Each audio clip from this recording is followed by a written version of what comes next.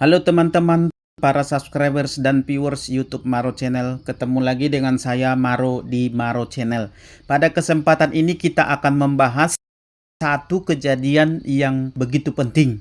Akhirnya OJK mencabut lagi satu izin pinjol karena ekuitas minimumnya. Di video sebelumnya, saya telah memaparkan bahwa ada 12 pinjol yang sedang terancam karena tuntutan modal minimum atau yang biasa disebut dengan ekuitas minimum yang harus dipenuhi oleh para pinjol-pinjol ini sebelum tanggal 4 Juli nanti.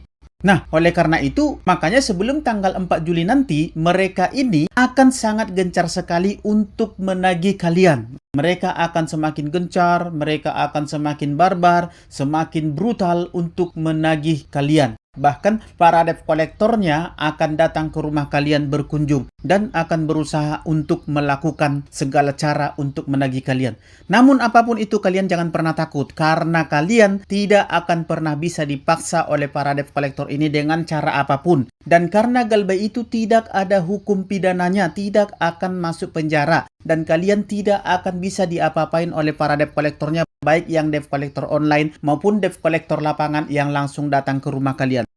Karena para debt kolektor ini dibatasi oleh undang-undang. Dan untuk debt kolektor lapangan yang datang ke rumah kalian, mereka pasti paham bahwa mereka ini datang ke rumah kalian. Selain mereka dibatasi oleh undang-undang dan peraturan, serta aturan penagihan yang dari OJK tadi, mereka juga tahu bahwa mereka datang ke rumah kalian, rumah-rumah kalian. Dan kalianlah yang punya kekuatan atau kuasa di sana, baik secara lingkungan maupun secara hukum. Jadi tidak usah takut ya teman-teman. Dan kalau kalian memang sudah tidak sanggup lagi untuk membayar pinjol, sudah tidak memungkinkan lagi untuk memaksakan diri membayar pinjol, jangan pernah Anda berusaha untuk terus membayar pinjol. Karena apapun ceritanya, jika Anda berusaha untuk terus membayar pinjol, maka nanti Anda sendiri yang akan rugi. Anda sendiri akan masuk ke dalam masalah yang lebih besar lagi nanti. Hidup Anda nanti akan penuh penyesalan. Anda akan hutang sana-sini, pinjam sana-sini, jual-jual aset, gadaikan barang-barang, bahkan mungkin Anda akan pinjol lagi ke lebih banyak pinjol.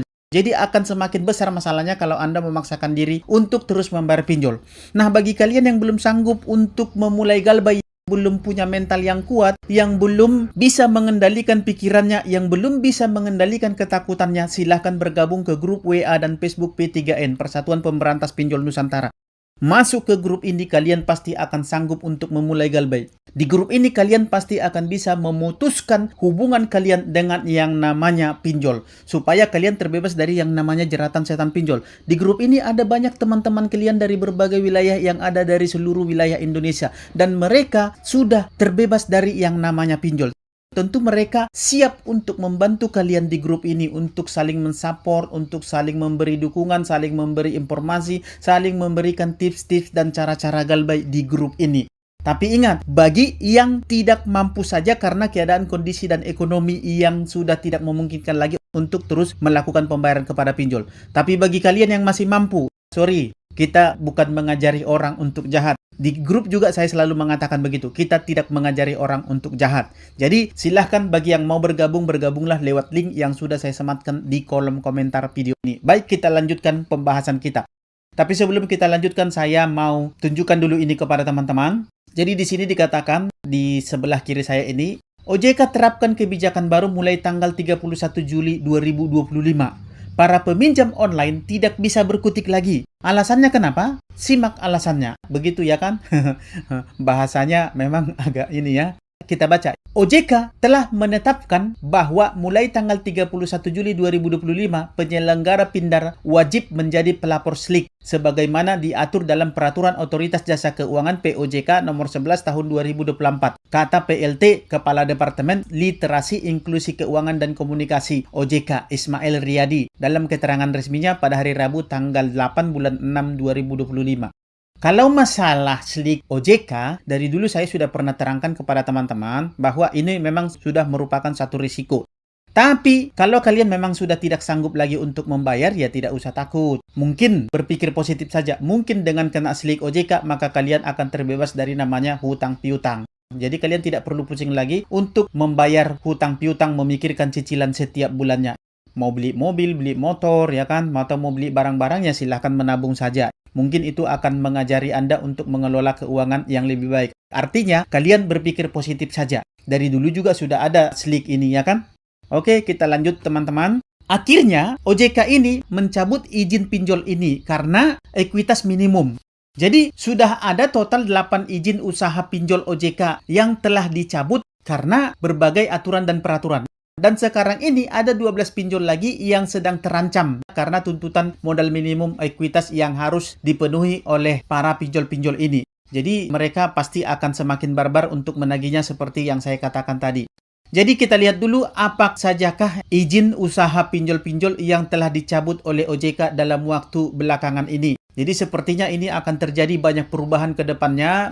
Belum lagi para pinjol-pinjol ini mau menghadapi sidang kartel, belum lagi maraknya kredit macet secara massal katanya ya. Ini tentu terjadi akibat dari ulah para pinjolnya sendiri ya kan, yang memberikan pinjaman tanpa ada pertimbangan, meminta pinjaman 2 juta ditransfer 3 juta. Lalu kemudian mereka ini sering sekali memberikan transferan kepada nasabah-nasabah padahal nasabah ini tidak ada mengadakan pengajuan.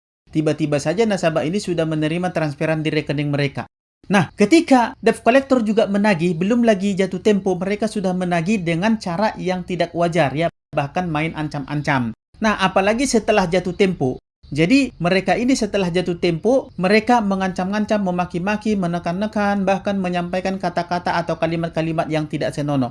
Bahkan mengancam keselamatan pribadi dan juga keluarga, bahkan anak-anak pun mereka libatkan. Ada beberapa nasabah yang mengatakan bahwa para debt collector ini mengancam dengan memberikan foto anak dan nama anaknya, bahkan sekolah anaknya diteror. Lalu kemudian ada juga yang paling brutal lagi, yaitu dengan mengancam bahwa mereka ini akan mengedit foto-foto nasabah ini dengan foto-foto yang tidak senonoh untuk disebarkan kepada saudara, teman, bahkan di media sosial, yang mengancam nasabah ini kalau tidak membayar, katanya foto-foto ini akan diedit dan setelah itu disebarkan di media sosial. Hal-hal seperti ini, rangkaian-rangkaian yang tadi yang saya ceritakan, mulai dari cara pinjol-pinjol ini memberikan pinjaman, cara mereka menagihnya, bahkan belum jatuh tempo pun sudah ditagih, ya sudah dimaki-maki, sudah diancam-ancam. Ini semua membuat masyarakat benar-benar geram. Jadi OJK jangan menyalahkan para konten kreator seperti kami ini. Justru para konten kreator seperti kami inilah yang menyelamatkan banyak nyawa. Coba kalian lihat komen-komenan di kolom komentar video-video kami ini. Ada begitu banyak nasabah yang terselamatkan nyawanya, kewarasannya, keluarganya, pekerjaannya. Semua terselamatkan karena tips-tips yang sudah kami berikan. Jadi banyak yang terselamatkan. Seandainya para konten kreator tidak ada, mungkin akan berkali-kali lipat lagi orang yang bundir pada saat ini. Berkali-kali lipat yang stres, yang rumah tangganya hancur, dan lain sebagainya. Jadi AFVI, sebelum Anda menuntut orang atau mengancam orang lain, Anda perhatikan dulu kinerja Anda bagaimana di lapangan. Sebenarnya saya senang kalau itu terjadi kemarin. Justru dengan itu, maka akan terbukalah apa sebenarnya di balik ini semua. Nasabah-nasabah ini tentu akan bersedia. Bahkan di grup saya, para nasabah-nasabah yang Galbay ini sudah mengatakan bahwa mereka siap untuk memberikan kesaksian atau keterangan. Dan mereka mengatakan, kami Galbay bukan karena Pak Maro kok, kami Galbay bukan karena diajak-ajak, tapi memang karena keadaan dan situasi serta kondisi ekonomi yang sudah tidak memungkinkan lagi. Itu jelas.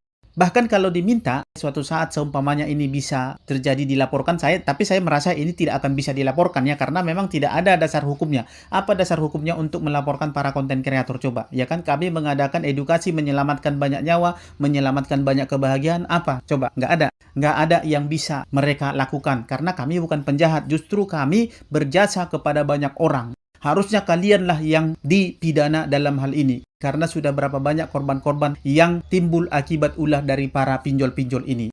Oke, kita lanjut daripada kita membicarakan yang tidak penting.